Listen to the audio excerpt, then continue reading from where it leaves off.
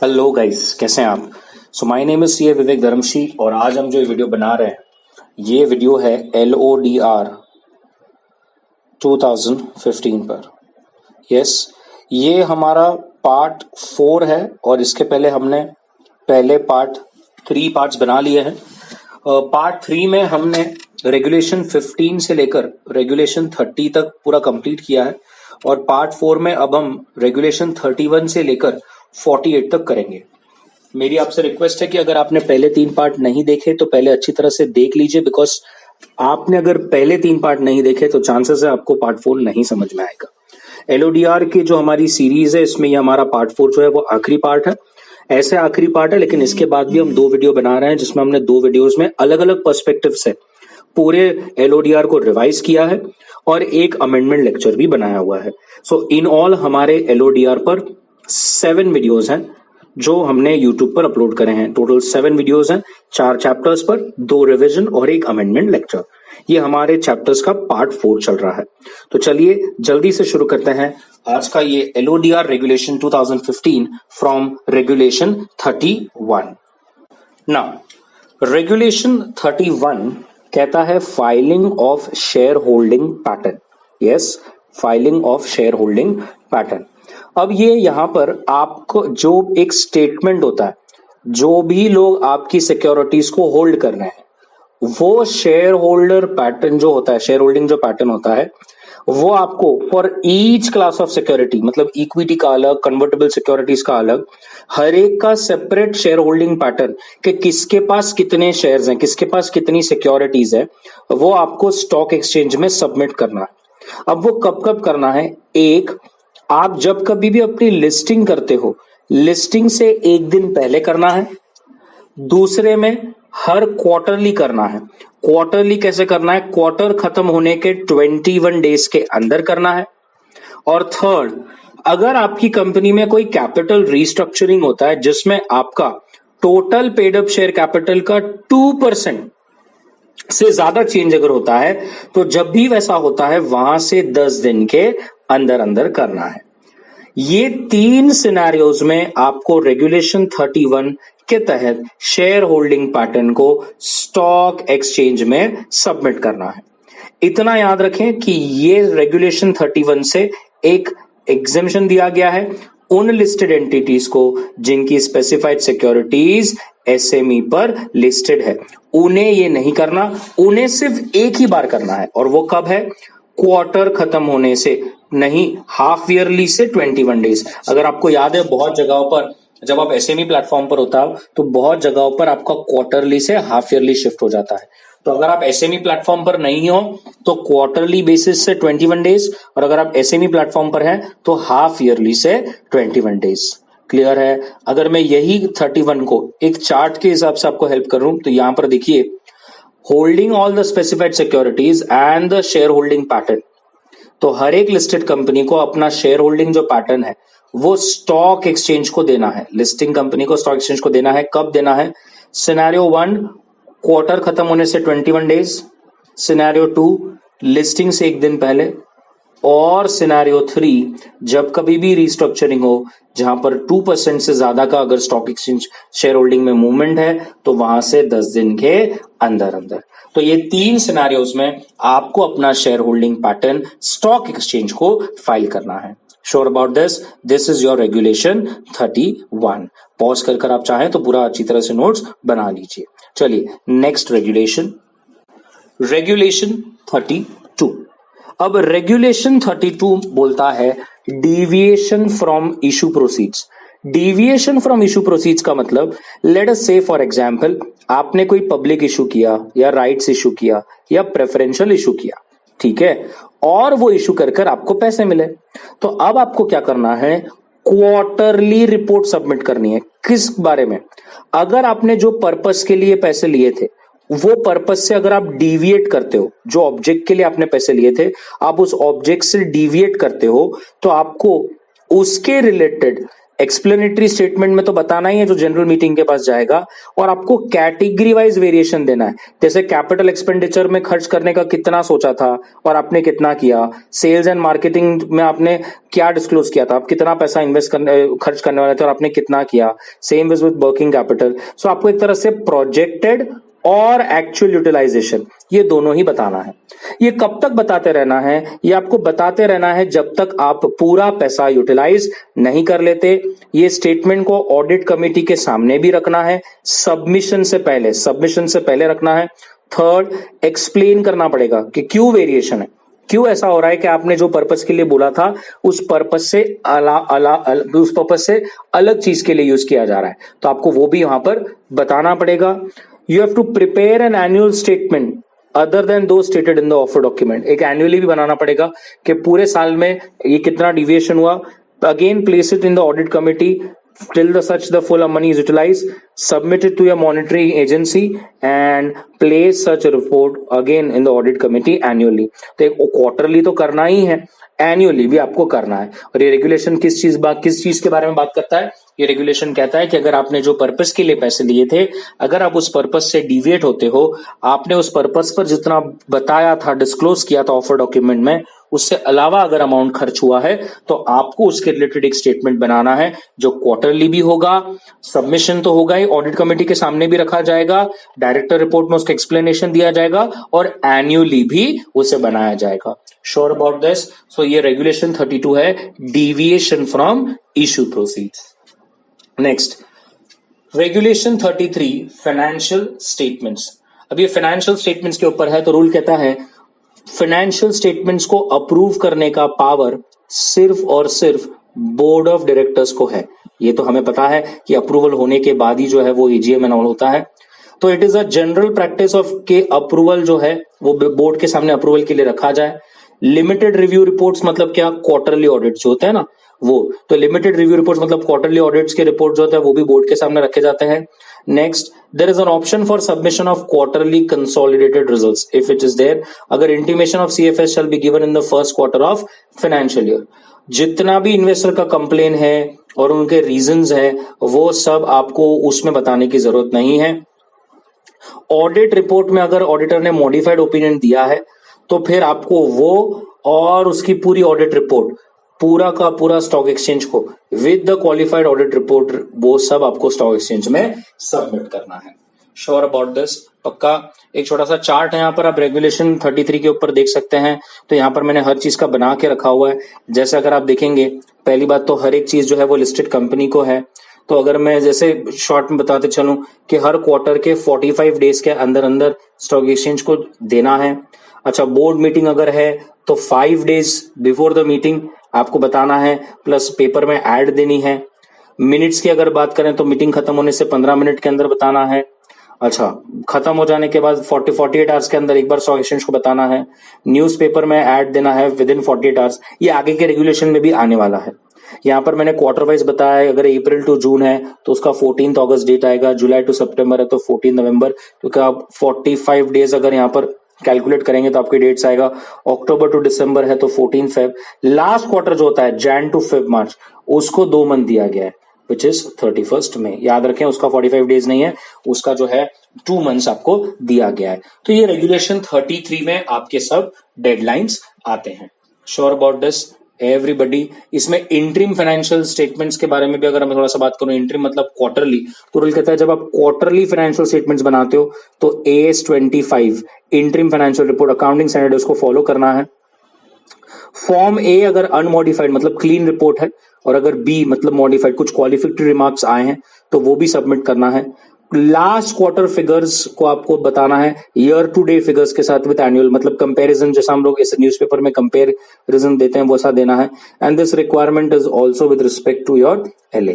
आपका जो limited audit report होता है, लिमिटेड रिव्यू वाला रिपोर्ट होता है, वो उसमें भी एप्लीकेबल रहेगा। तो आपका अगर 2 मिनट हम समराइज करें तो रेगुलेशन 31 जो था वो आपका पूरा बात करता था कि शेयर होल्डिंग पैटर्न पे। 32 अगर हम बात करें तो वो बात करता है इशू प्रोसीड्स पे। 33 है आपका फाइनेंशियल स्टेटमेंट पर। अब 34 and 35 they talk about annual report and annual information memorandum. ये इस पे चर्चा करता है। तो ये क्या कहता है, एनुअल रिपोर्ट आपको एजीएम से 21 डेज के अंदर अंदर सबमिट करना है। ये सिमिलर डिस्क्लोजर्स कंपनीज एक्ट में भी था। अच्छा, ये जो बिजनेस रिस्पॉन्सिबिलिटी रिपोर्ट है, ये सिर्फ top 500 listed companies, obviously again as per the market cap है, सिर्फ उन्हें ही करना है।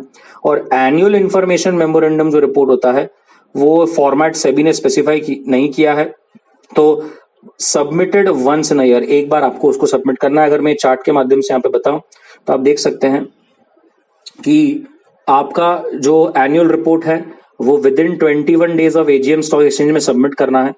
और आपका जो एनुअल बिजनेस रिस्पॉन्सिबिलिटी रिपोर्ट है which is only applicable to top 500 companies, वो स्टॉक एक्सचेंज और मेंबर्स दोनों को जाता है। ये जो टॉप 500 कंपनीज है, obviously it is as per the market cap, sure about this. और जो एआईएम है, एनुअल इंफॉर्मेशन मेमोरेंडम, उसको साल में एक बार सबमिट करना है, श्योर अबाउट दिस, पक्का। So this is your regulation 34, clear, पक्का। 34 and 35.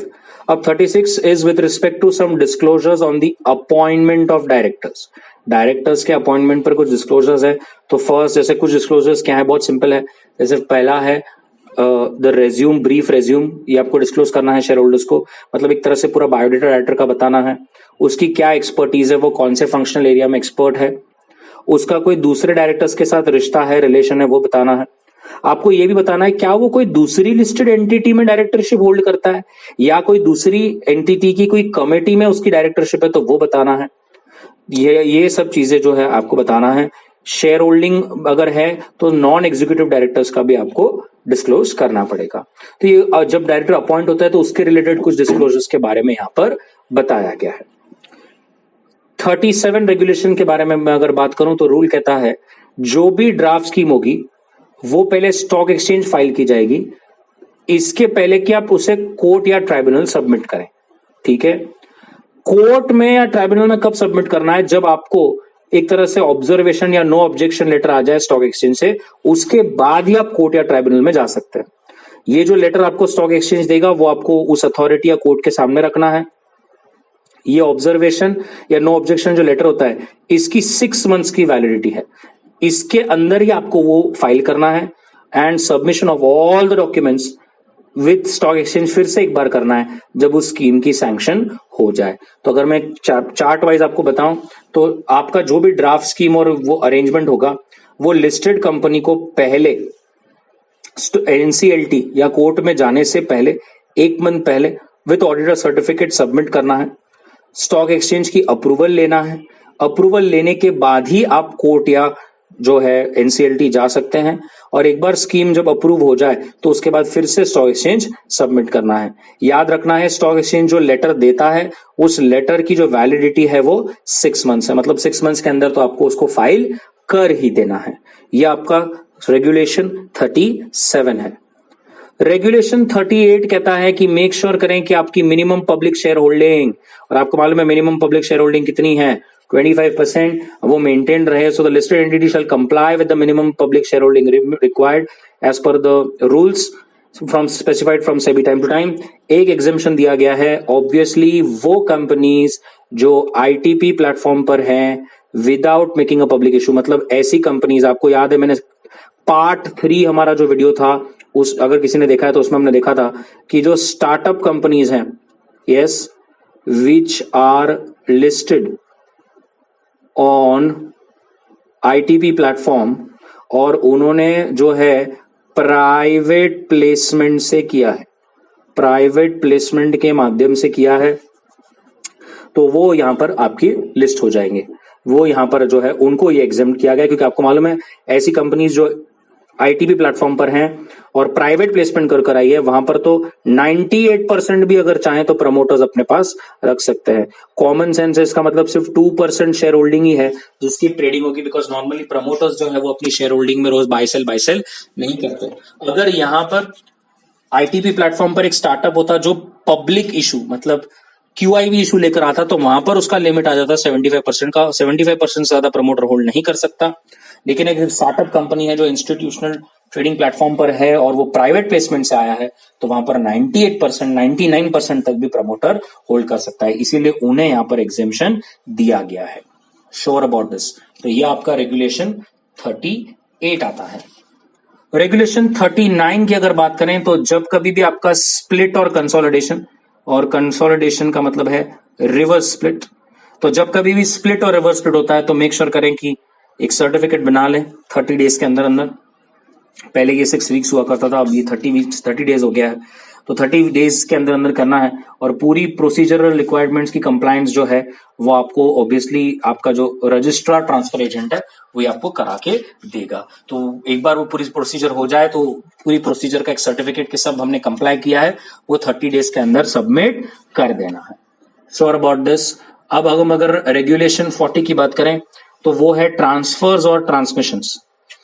तो ट्रांसफर और ट्रांसमिशंस के पहले तो रूल कहता है डिटेल्ड प्रोसीजर होनी चाहिए with respect to timeline. Board ये पावर कंप्लायंस ऑफिसर को दे सकता है या उसने अगर कोई third party registrar transfer agent है तो उसको दे सकता है। रूल कहता है the delegated authority to place report will be also set up in front of the board of directors. पहले तो रूल कहता है अब ट्रांसफर जो है वो 15 दिन में हो जाना चाहिए, नहीं होता है तो आपको एग्रीव पार्टी को कंपेंसेशन देना पड़ेगा। अगर ये ट्रांसफर की बात हो रही है, अगर ट्रांसमिशन की बात है, डीमटेरियलाइज फॉर्म है तो 7 डेज और अगर फिजिकल है तो 21 डेज। तो याद रखना है यहां पर ये जो डेडलाइंस दी है, ट्रांसफर 15 दिन, ट्रांसमिशन की बात अगर करें डीमटेरियलाइज है तो 7 और फिजिकल है तो 21 डेज। रूल कहता है हर एक ट्रांसफर और ट्रांसमिशन का रिकॉर्ड मेंटेन करना चाहिए और रजिस्ट्रेशन की जरूरत नहीं है अगर वो एक स्टैट्यूटरी रजिस्ट्रेशन हो, या तो ट्रांसफरर ऑब्जेक्ट करता है और विद इन 60 डेज वो ऑब्जेक्शन जो है वो ऑर्डर जो है वो आपके सामने रख दिया जाता है, वो फाइल कर दिया जाता है।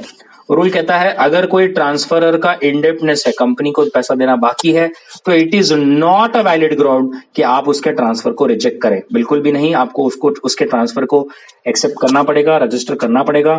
ट्रांसफर में अगर कभी डिले होता है तो फिर आपको एग्रीव पार्टी को कंपेंसेट करना पड़ेगा, ये हमने आगे भी देखा है। और अगर कल जाकर झगड़ा होता है, डिस्प्यूट होता है, तो वो आर्बिट्रेशन एक्सचेंज के जो रूल्स हैं, बायलॉज हैं, उसके हिसाब से किया जाएगा। ये जितना भी साल में ट्रांसफर या ट्रांसमिशन जो भी आपके सामने आता है, हाफ ईयरली आपको एक प्रैक्टिसिंग कंपनी सेक्रेटरी से एक सर्टिफिकेट लेना है और हर हाफ ईयरली के 1 मंथ के अंदर वो सर्टिफिकेट को स्टॉक एक्सचेंज में फाइल करना है।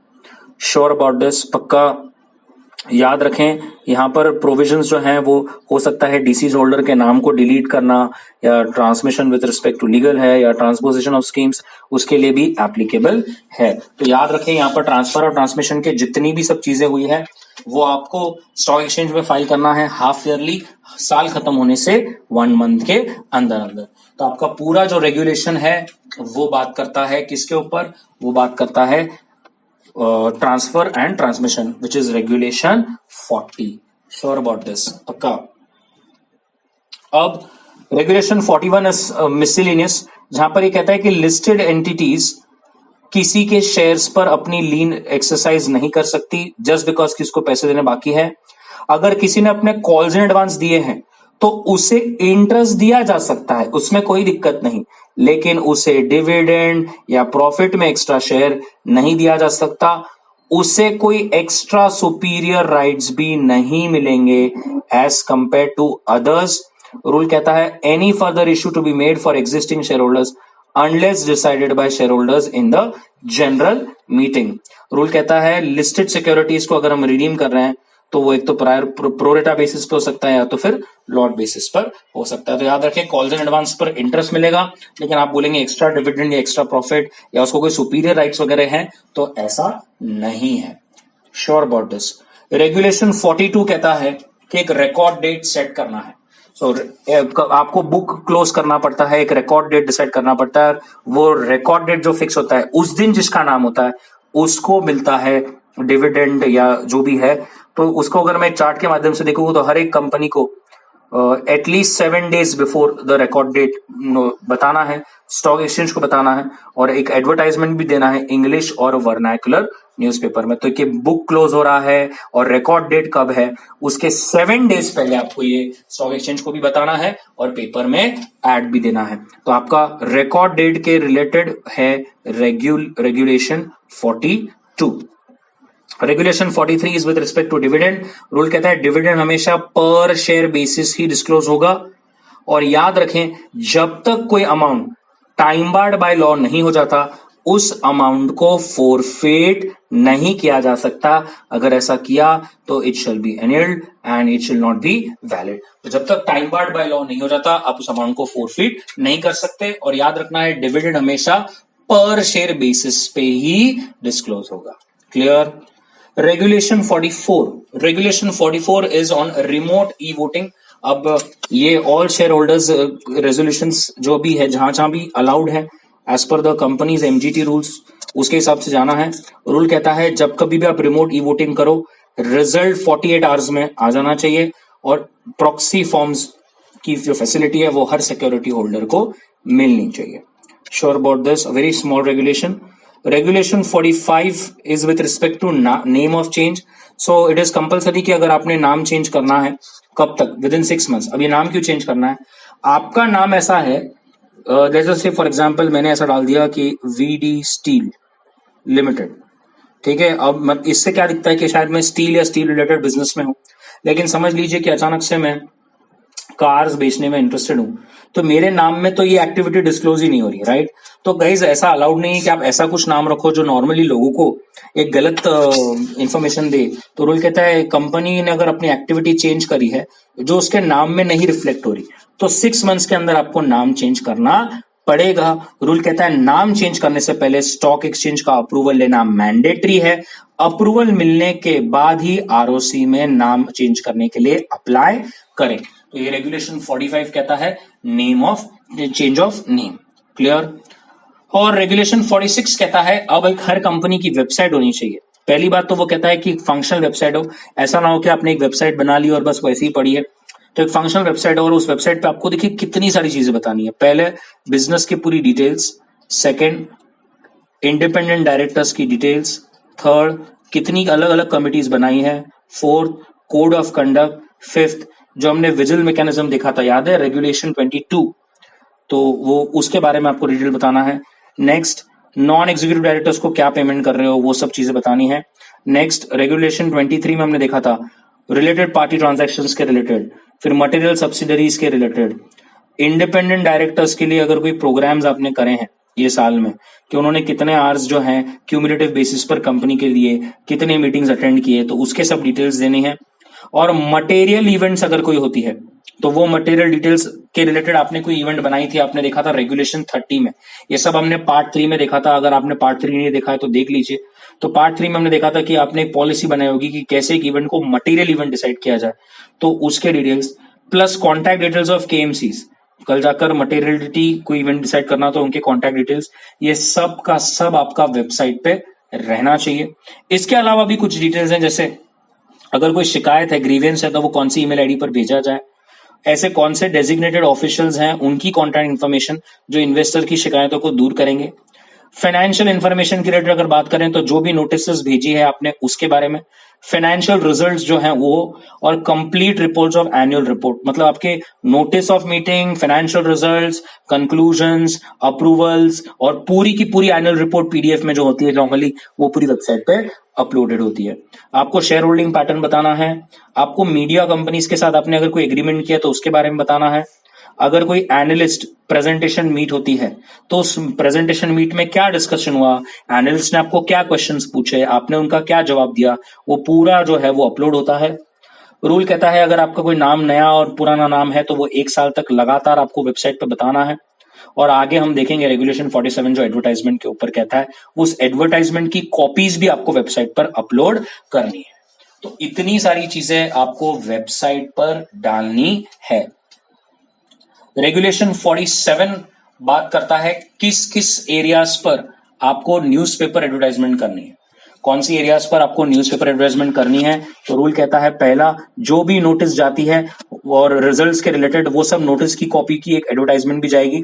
रूल कहता है financial results along with the opinions अगर हैं तो वो जाना चाहिए। अगर स्टैंड अलोन और कंसोलिडेटेड है तो सिर्फ कंसोलिडेटेड भी पब्लिश किया तो भी चलेगा। रूल कहता है अगर कोई डिविएशन है क्वार्टरली बेसिस पे तो रिव्यू करने के बाद वो भी, और वो डिविएशन क्यों है उसका एक्सप्लेनेशन। कोई भी नोटिस अगर शेयर होल्डर को जाती है तो वो उसका एडवर्टाइजमेंट। जो भी न्यूज़पेपर में आप एडवर्टाइजमेंट डालते हो वो वेबसाइट पे अपलोड होना चाहिए, हमने पीछे भी देखा। याद रखें कि जब कभी भी पब्लिकेशन होता है it should be simultaneous with the submission of same to stock exchange, मतलब स्टॉक एक्सचेंज को भी पता होना चाहिए कि आप न्यूज़पेपर्स में क्या एडवर्टाइजमेंट्स डाल रहे हो। रूल कहता है मीटिंग खत्म होने से 48 आवर्स के अंदर अंदर फाइनेंशियल स्टेटमेंट्स रिलेटेड न्यूज़पेपर में ऐड आना चाहिए।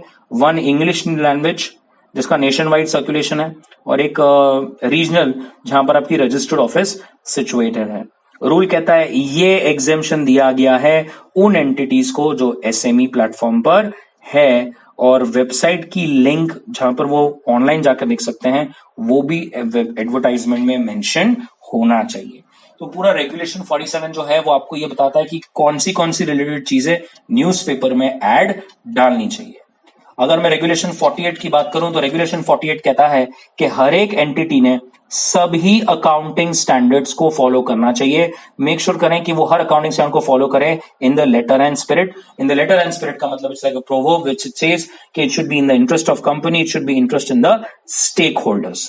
Sure about this? तो ये सारे रेगुलेशंस हमने देखे, रेगुलेशन 31 से लेकर रेगुलेशन 48। हालांकि ये बहुत सारे कोर्सेज में नहीं है लेकिन फिर भी मैंने बना लिया क्योंकि आपको एक आइडिया आ जाए कि हर रेगुलेशन में किस चीज के बारे में बात हो रही है।